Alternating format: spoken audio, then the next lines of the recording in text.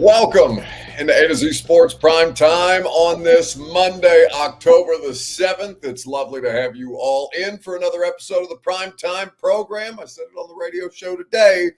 You probably didn't miss me, but I missed you a little bit. We are going to just a little bit, just enough time away on the bye week to miss you heathens. But we are here to talk about your quarterback situation because you have a massive AFC South tilt coming up with a team that feels like it's on the ropes a little bit coming off your first win of the season. I think it is worth exploring the status update and what your vibe is around quarterback Will Levis, most likely starting this game. We'll get into these things together. We'll talk about the areas for the biggest room for improvement coming out of the Titans Week 5 bye, and then Burt will reemerge from the shadows. He has been away. I have been away. We'll dust him off and see what he's brought us for a little bit of, in case you missed it, later on in the program. Before we get started, maybe it's been a while since you guys did this. It's been a while since I've done this. I feel like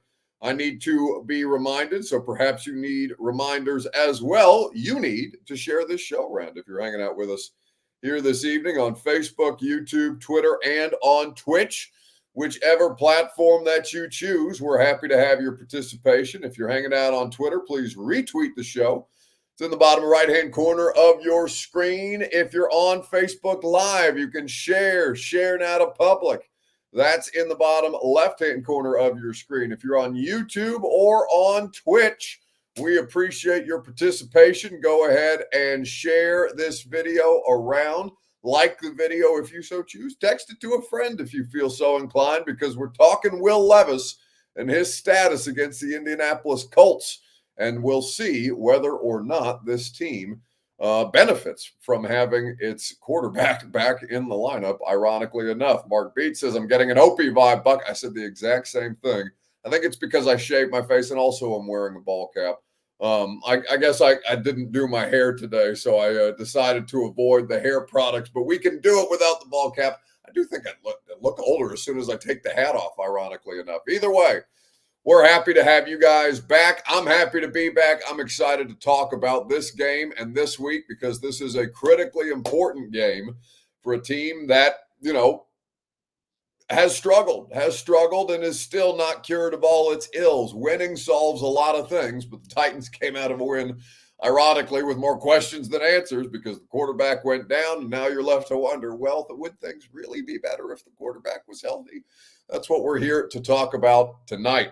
Welcome into A to Z Sports Prime Time from the Zen Sports Studios. I'm your host, Buck Rising. I'm proud, as always, to be presented to you by the fine folks at Zen Sports. They never let you down. They only get you in on all the action. Promo code ATOZTN gets you up to $100 on your no danger first wager in the Zen Sports app.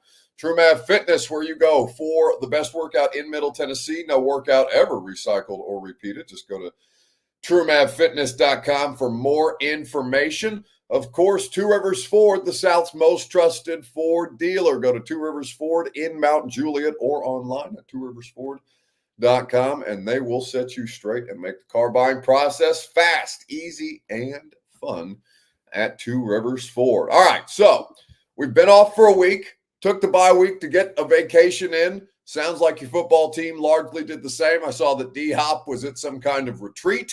I know that Will Levis has not been throwing over the bye. It was a full rest or a full rest and recovery type of situation for the quarterback who, since we've last met, has been officially diagnosed with a sprained AC joint in his shoulder. Now, that's not something that is expected to hold him down. In fact, you will hear from Brian Callahan here in just a second. But after we got back from Miami, of course, the last time we did primetime was a week ago tomorrow, Tuesday night after the Dolphins game.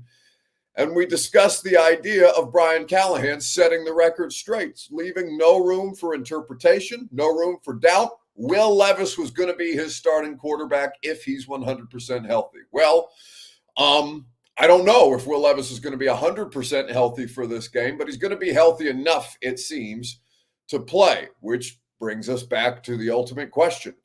Who would you rather see play on Sunday against the Colts? Because Indy's dealing with a similar situation. Anthony Richardson went down. Joe Flacco didn't win this weekend, but did as much as humanly possible, more than Richardson could have done, to try and keep the Colts in that game on the road in Jacksonville, which has been a house of horrors for them. It's the most embarrassing streak in the NFL that the Colts have not won in Jacksonville since 2014. I was a junior in college the last time the Indianapolis Colts went to Jacksonville and won a football game, but they have had more success here in Tennessee. And the balance of power between the Titans and the Colts has certainly drawn more even in the last couple of years, where Indy has been able to get the better of you, given how down bad Tennessee has been in specifically the last two years. Charles Heron says, is Richardson or Flacco going to start for the Colts? It's too early to determine that.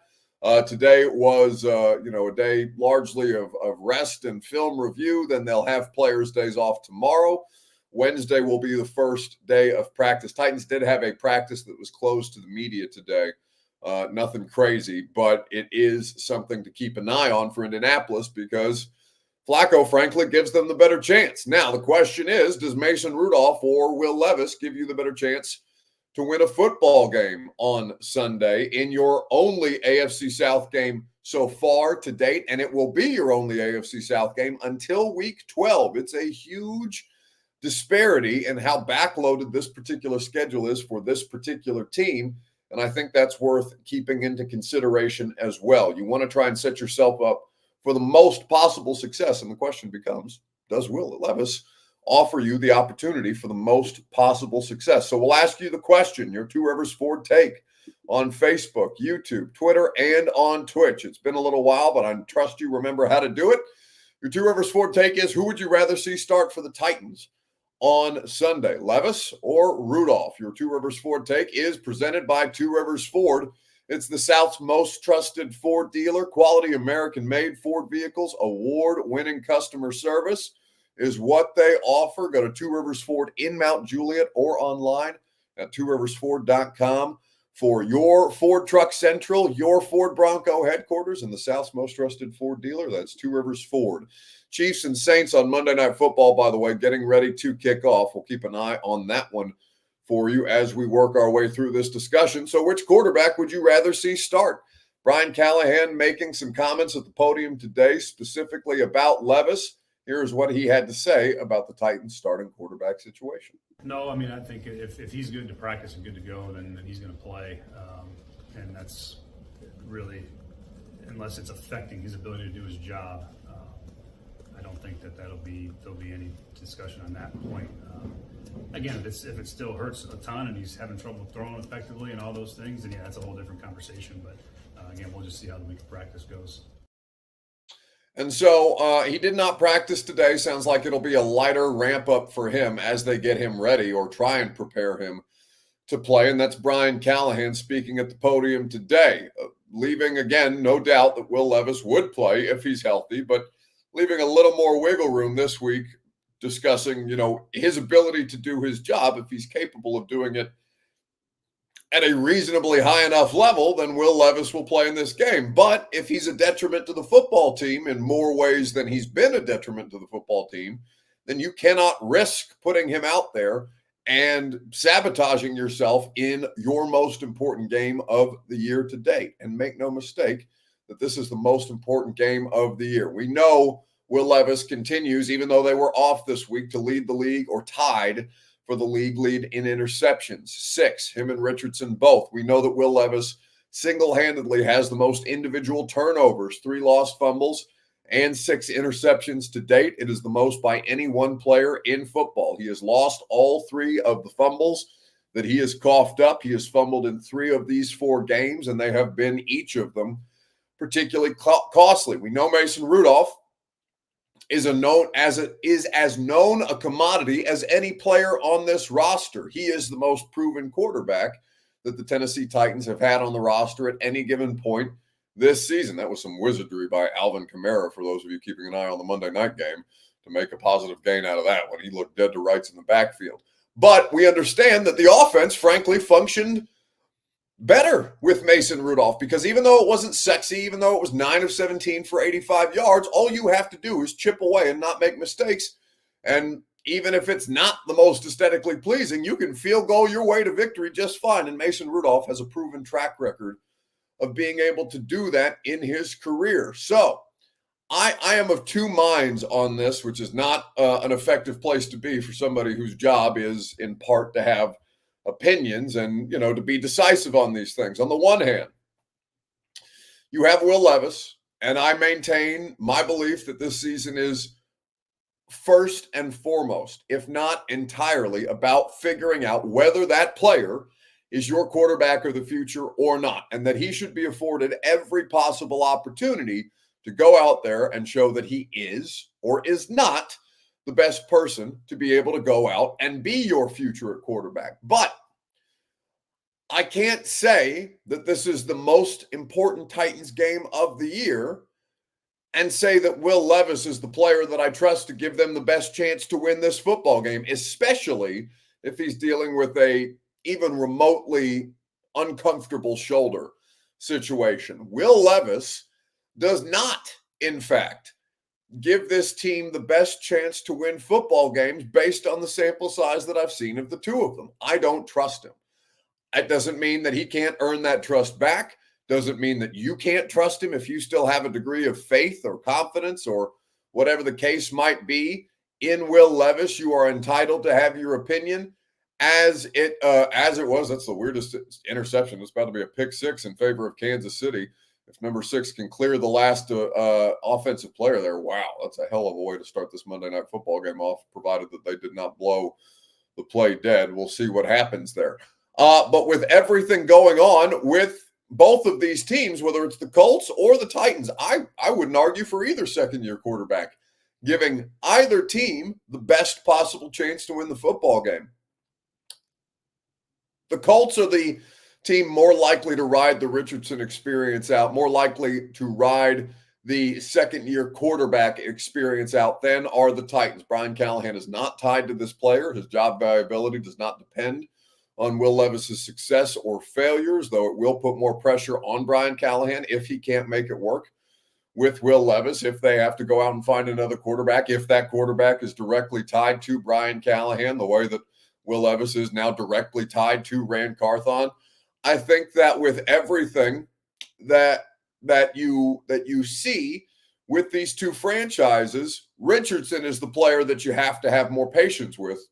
Levis, he's not quite Malik Willis level flyer because he does have high-level NFL traits that could lend itself to being a starting quarterback in the league, and certainly he can be a backup, if nothing else, from what we're seeing right now. Whether he's a good backup or not would be a different kind of a conversation. But Will Levis is as much a flyer as Malik Willis was as a third-round pick, even though he was a high second-round pick. That does not guarantee that you are the future of the franchise. That does not guarantee that you should be granted every opportunity at every turn to go out there and keep your job. Though he was gifted this job, you can debate whether he earned this job or not. He was the player that they picked. He was the player that they decided they were going to go all in around. And to this point, he has not rewarded them for their investment in and around him as a football team. So with all that being said, who would you rather see start for the Titans against the Colts? I'll answer that question myself here in just a second on Facebook, YouTube, Twitter, and Twitch. We'll read more of your comments right after I remind you that the Primetime program is made possible by Zen Sports. Download the app with your betting Monday Night Football, the college football slate. It's going to be a great one. It was an electric week 6 of college football. Shout out to Vanderbilt, and I'm praying for Vols fans at this point because Lord knows y'all need something. But whether you're betting football, basketball, baseball, any of your favorite major sports, Zen Sports is your place to get in on all the action because betting just gets better at Zen Sports, especially when you use that promo code ATOZTN. Get up to $100 on your no-danger first wager. Terms and conditions do apply. Gambling problem, call 1-800-889-9789. Must be 21 plus and in the state of Tennessee to bet at Zen Sports. So, who would you rather see start for this football team? Ben Hall says, my heart is already broken, Buck. The Titans can't hurt me more. I assume he's talking about the Vols dropping that game at Arkansas, and the offense, which was averaging north of 63 points per game through the first 3 weeks, is now averaging less than 20 through these last 2 games because Oklahoma is a good defense and did its job well against Tennessee. Arkansas was the better team on Saturday, and that is a concern. And you look like you have a situation where Josh Heupel may not, or certainly does not, fully trust his quarterback to put him in position to empower him more. And I think that's a hindrance to what Tennessee ultimately wants to accomplish right now. I can't say whether or not that lack of total trust from Nico or from Heupel in Nico is earned or not, as we talk about quarterbacks who deserve or may not deserve the trust right now. Caleb Gray celebrating in the comments. Woo pig, a huge win for Arkansas, a huge win for Vanderbilt. I'm so happy for all the Vanderbilt fans out there. They had the upset of the century. Literally, they have never beaten an AP top 5 team in that program's history. 0-60 all time until Saturday against the Crimson Tide. So a huge game there. But the question becomes, who do you trust more? B. French says Mason Rudolph. Jonathan Caverly says it's Levis, sink or swim. Can we ask nicely for Derek back, says Ben Hall. Bert, the Ravens fan, will troll you with some Derrick Henry footage later because he went on to have 100 rushing touchdowns and 10,000 yards, and he didn't do it in a Titans uniform. And I don't know that player has ever looked happier than he does right now in Baltimore. But even still, we're not here to twist that specific knife tonight. Raul on Facebook Live says, Levis, we need to keep developing him. And I do think that there's some truth to that. I do think that there's some validity to that. But I also think that this is an AFC South divisional game, and I don't trust that quarterback to not screw it up. So, given the stakes of this particular game, if he is healthy enough to play, he should play. But if I was the coach, I would give the reins to Mason Rudolph. I would. It may not be the right decision. It may not go, much further to accomplishing your ultimate goal, but I cannot look 52 other men in the face in that locker room and say, yes, Will Levis, I know, I believe, I trust in my heart that Will Levis is the player who gives you the best chance to win this football game in this particular day. In 17 games of one game sample size, 1 game individual seasons, which is basically what these things boil down to. I cannot, if I'm the coach, given what I've seen from Levis, I cannot trust him, and I would not trust him to go out there in the most important game of the year, even if I know Mason Rudolph to be the player with a significantly lower ceiling. I trust Mason Rudolph to do his job. I do not trust Will Levis to do his job. Will Levis should play in this game. It is likely that he will play in this game, and that is probably the right decision. But I'll tell you, if I was the coaching staff, I would not, I don't think I would make that decision. My decision would be Mason Rudolph because I can trust him infinitely more right now than I can Will Levis. Now, can Will Levis go out there? Can he earn some of that trust back? Is that all a part of the growth process for this? Yes, but it's an AFC South game, and you don't have another one for another 6 weeks. I would not put that in the hands of Will Levis, which ultimately means I don't believe that he's the starting quarterback that this franchise should entrust with its future. I don't know that 4 games is 3 games and a half a quarter, because he didn't obviously finish the Miami game. He threw an interception, his 6th interception of the season, then sprained his AC joint diving for a first down, and ultimately did not finish the game. But he was throwing on the sideline. And if he's healthy enough to throw on the sideline, then he's probably healthy enough to go back in there and manage that football game. And they didn't put him in. Now, they were steadfast in their opinion, or in their position, that if he was healthy enough to go, he would have gone. I'm not going to call them liars. I'm not going to not take them at their word. Brian Callahan has given me no reason to not believe what he says about these things just yet. He did say 100% that Will Levis, if he's healthy, is going to be the starting quarterback. But my position is we'll see. We'll see, because he is not more important than the rest of the football team. He is the most important player on the football team, but he is not more important than the sum of the parts. And if you can give the rest of the roster a reason to believe, a reason to buy in, a reason to think that you are making decisions in the best interest of the football team, then I don't think he is in the best interest of the football team, especially if he's hurt right now. So, like I said, is that the right decision? If I was the coach, no, I don't think that would be the right decision, but it would be the decision that I would make because I don't trust that player. Now, there's many, many reasons why I'm not an NFL head football coach. And you would have to have a great more deal of faith and confidence and belief in your process if you were going to be somebody in one of those 32 jobs. And you cannot just give up on Will Levis the way that I am prepared to give up on Will Levis at this point. I just don't, of all the things that are fixable, and he has fixed or corrected or improved plenty of things about his game. The thing that I cannot trust and do not know whether it is correctable or not is what's going on up here. And if I don't know, and if I don't have 100% faith and confidence in your mental, then I can't in good confidence or in good faith put you out there to try and win a football game. Ben Hall says pro athletes, by and large, you just need to be operational, which Levis isn't. He is operational enough until he isn't, and then he nukes. Then he nukes the situation because he can operate, but the decision-making is either a beat late or poor, and he puts his team in compromising positions. You'll hear more from Brian Callahan later on in the show, but that is that would be my position. Whether or not you agree with that position, you are entitled to your opinion. I can't trust him. I can't trust him in 4 games. Feels like a sufficient enough sample size for me to say, yeah, I don't trust you enough to not put you out there in a divisional game with the greatest consequences of any game that you've played at any point this season. Let's see. Eric says, just let Levis sit on the sideline for a game. Clearly he's having trouble developing playing. Well, I mean, and here's the thing, though, Eric, I don't know how else you reasonably develop in the National Football League right now without playing, without getting meaningful reps. I think that there is some growth there. But if you have designs on winning anything this year, then you can't actively nuke yourself. And he has been one of the biggest sources of the nuclear option for this team so far this season.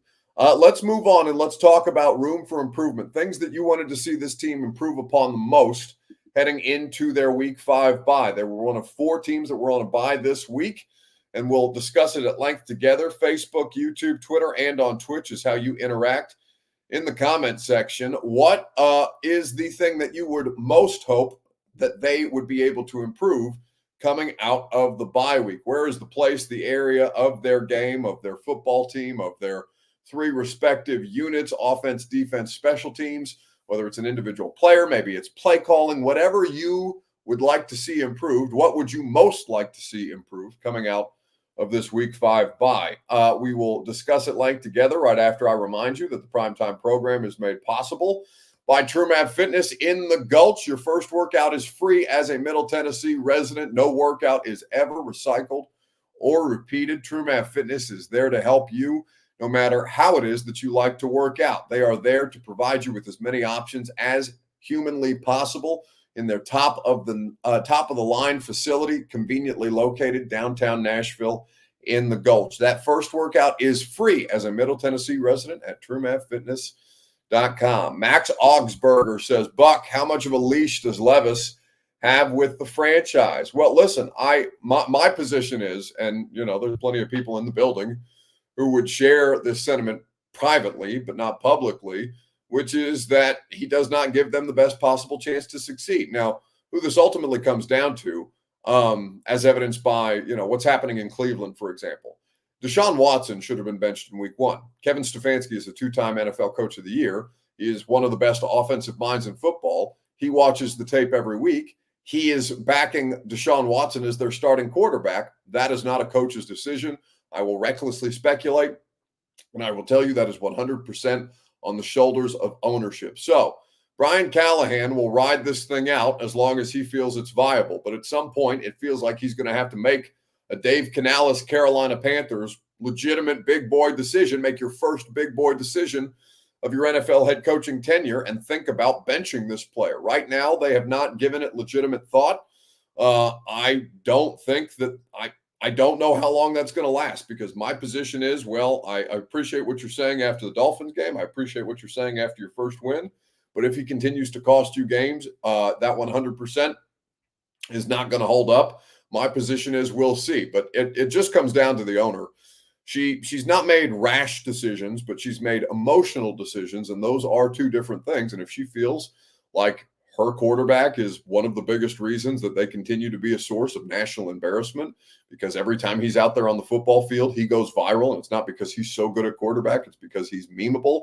And in the midst of disaster plays, whether it's him on the sidelines making that scrunched up face with a shoulder injury, whether it's having a Green Bay defensive lineman's crotch essentially skid across the top of his helmet as he's getting flattened in one of 8 sacks that he took en route to giving up a game-losing fumble, whether it's the pick six and him heaving it away and the lasting image of that face and the surrender cobra that followed as a result. Will Levis has made the Titans a national talking point. He's made them a national embarrassment through these couple of games, and that is not something that you can continue to provide or you can continue to stomach if you are the person who signs everybody's paycheck. So it comes down to Amy, and I can't tell you what Amy's thinking right now. All I know is that Amy does not like to be embarrassed. She has title expectations, and this team has fallen reasonably short of any kind of expectation, given the amount of money that she has invested in this team, given the amount of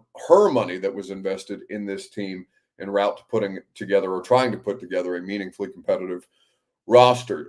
Charles says, Buck, if we move on from Levis this season, do we draft a quarterback or sign someone this offseason? I have no idea. We'll cross that bridge when we get to it.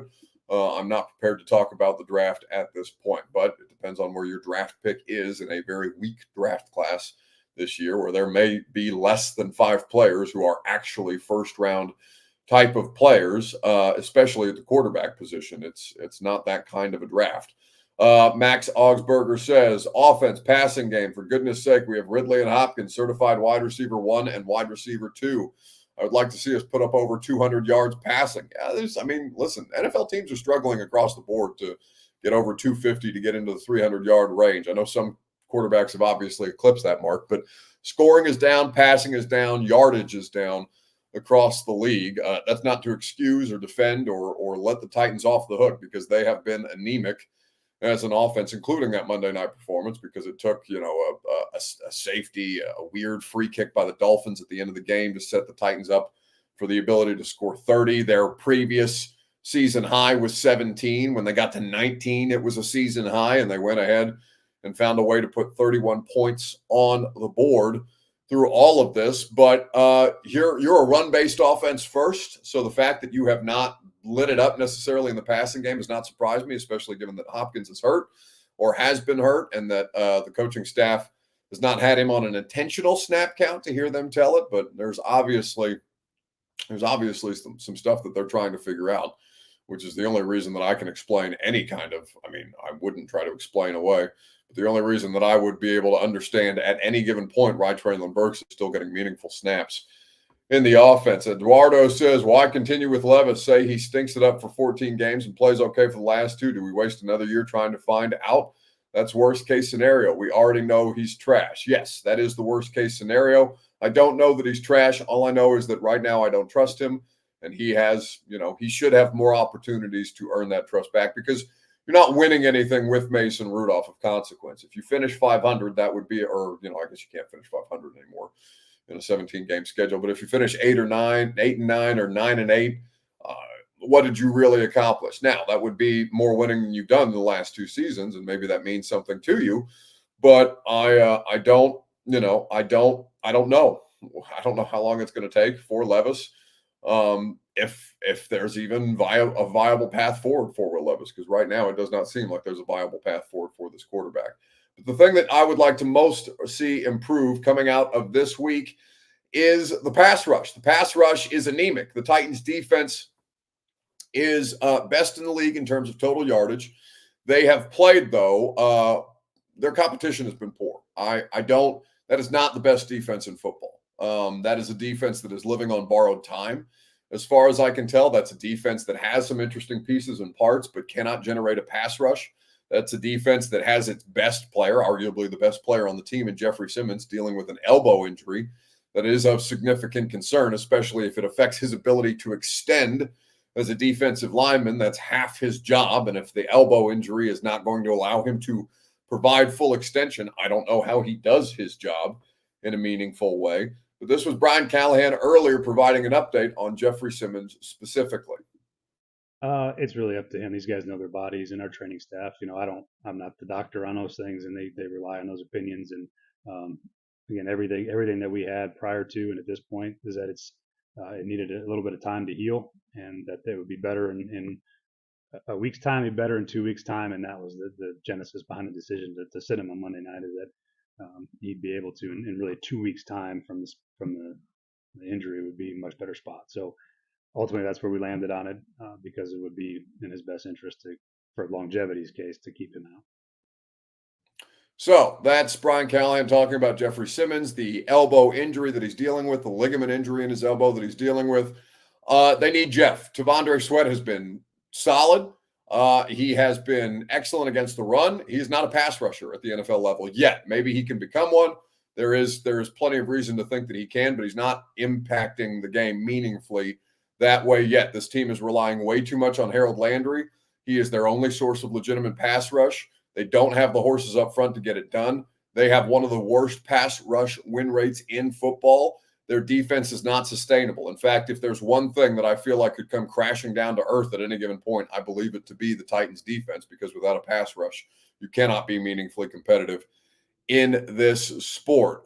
Big Jeff needs to get out there, says Captain Trips. I mean, again, if he can't extend and if he's not going to be helpful that way, then I don't know that you just toss him out there for the sake of tossing him out there, even though you compensate him to do the job that he is, that he has been very, very good at. And this will be, Jeff will only have played now one full NFL season to date in his career. 2021 is the only time that he's appeared in every regular season game, given that he's already missed one this season and played in only 12 last year. This is a situation where the Titans need more than just Jeff Simmons. Jeff Simmons is not going to come in and cure this. And we'll talk later about a trade that I think the Titans should legitimately consider making. They worked out a couple of edge guys today. The Titans are, I'm not going to say that the defense is fraudulent, because I do think that there's some really legitimately good parts about this defense that I'm excited to see continue to grow and build together, provided that they can stay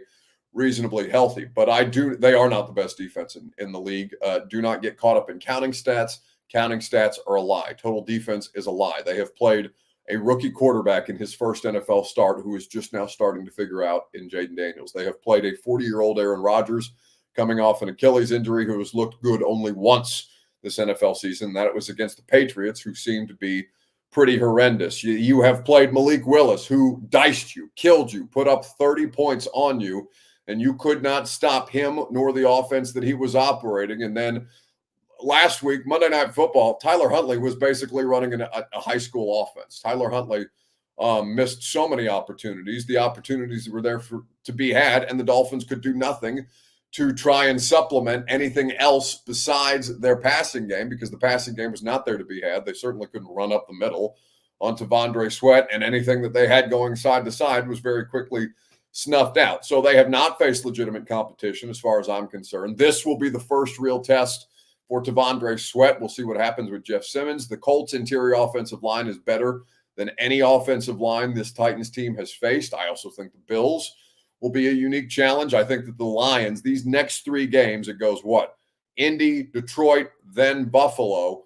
I believe I have that right. Indy, Buffalo, Detroit on their schedule. Those are three significantly better interior offensive lines than the Titans have faced. And I think that we are talking about two of the worst offensive line situations in the league right now, with the Bears and with the Dolphins. And those are the two teams that the Titans have looked the best against. Now, all they can do is beat the opponent in front of them. I'm not going to take that away from them, but I am going to stand on the idea that this is not the best defense in football, even if the total defensive stats give you that false notion. If this team is to be meaningfully competitive, they need a meaningfully competitive pass rush, and that's not something that they have at this point in time.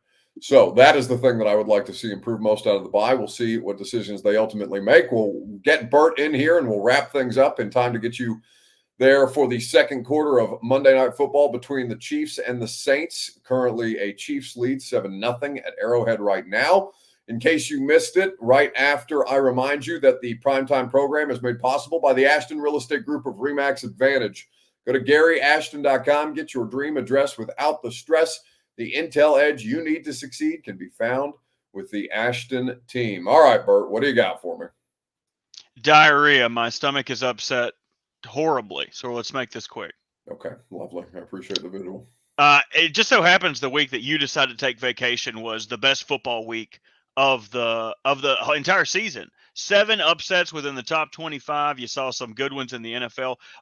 A lot of fun games, whether there were upsets or not. Really enjoyed the Cardinals game. Really enjoyed the Rams-Packers game. All through the day, great games. You could not beat the NFL and college slate this weekend.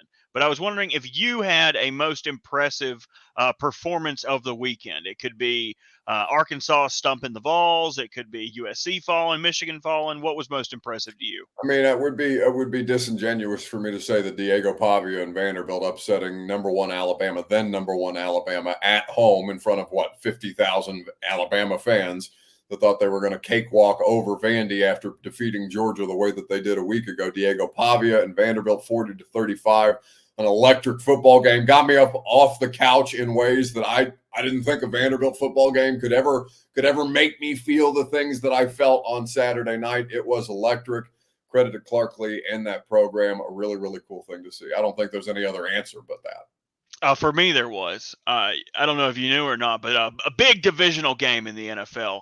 The Baltimore Ravens and the Cincinnati Bengals. Your Baltimore Ravens. And while Derek did not have the most impressive performance in that game, the Ravens could not have won without him. And I just couldn't help but notice how happy he looks. Lamar, congratulations on the win, and this game had everything. What was going through your mind just now when Derrick Henry took off on that run to set you guys up for the win in overtime? I hope he did a walk-off like he did us in 2020, in overtime, but came up short. But we got the greatest kicker in the game, finished the game for us. This rivalry never disappoints. When you Derrick, take me through that run. Hey, yeah, I just had to, they did a great job blocking. I just made one cut, got north to south, and tuck the goal into the game. We got another goal right here, man. This goal. Best quarterback in the league, man. Stop playing with him, man. What did it take from you guys and your team today to get this win? It's a division game. We know this in this Cincinnati, tough environment. We knew it was going to be this type of game, a back-and-forth game. Coach T told me this Tuesday, actually. And we tried to put points on the board, but all phases came together at the right time. Derrick, you hit some massive milestones today. 10,000 career rushing yards, 100 career touchdowns. What does it mean to you to hit those numbers? Man, we won. God is good. Thankful to be able to reach those milestones. But that's a team effort today, man. It was up and down. We just believe in each other, stuck through it, and glad we got the victory today against a division opponent, which is always tough. 3 straight wins for you guys now with the Commanders up next. It's going to be a massive game. How do you keep this thing going? Yeah, it's another tough matchup, but trust and believe in what we do. I think we did that when it got late in the game. We knew somebody was going to make a play. We had to trust and believe in that, and then go back to work this week. Congratulations on the win. Appreciate it. Thank you.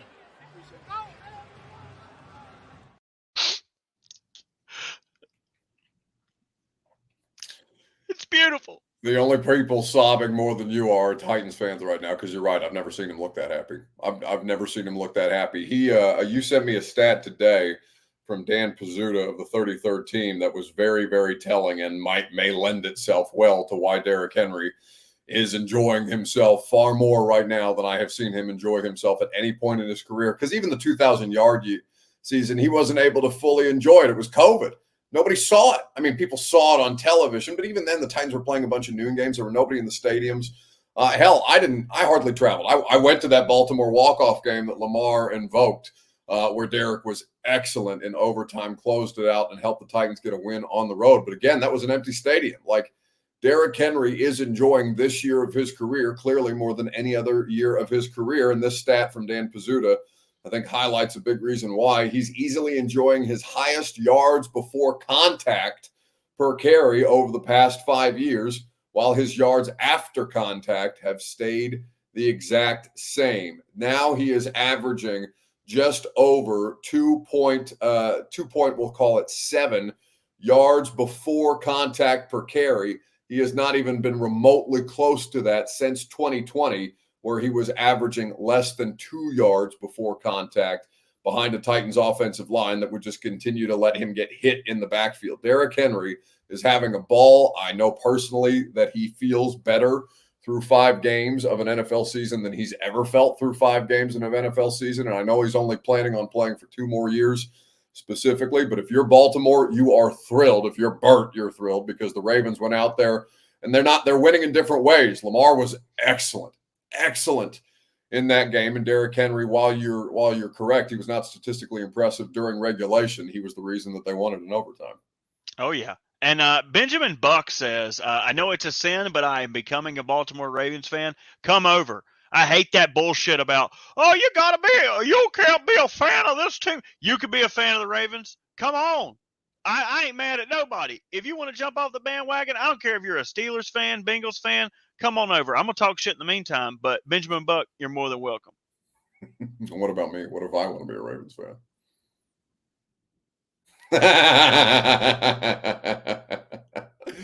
That's going to do it for us tonight. It's great to be back. We appreciate you guys, as always, for having us. Maybe I'll think about it. I've never had an NFL team to root for before. Maybe. Oh God, that would be a hell of a troll. It wouldn't even be a troll. I would mean it. I'm enjoying watching the Ravens because of Derrick more than any other team in the league right now. And Lamar is excellent as well. So maybe we'll see. Maybe we'll see if I don't bandwagon some Ravens football this year. Not just to bother you all, but because they're legitimately having a lot of fun. It looks like a great time, and they are incredibly effective. B. Fred says, can I come, Bert? Many people asking if they can join the Ravens bandwagon. Anyone but B. French. B. French is not allowed. Even me. How about that? You must have really screwed up, B. French. Either way, that's going to do it for us tonight. Radio show. We'll have a great time tomorrow. Join us from 10 to 1 on 104.5 The Zone. And if not, we'll see you back on primetime later in this week, because, of course, Tuesday is my off day. So 10 to 1 tomorrow will be your only exposure to me. Whether that's a good thing or not, I'll leave that up to you. See you guys. Go home! Go home! Go home! You're embarrassing Nashville! Go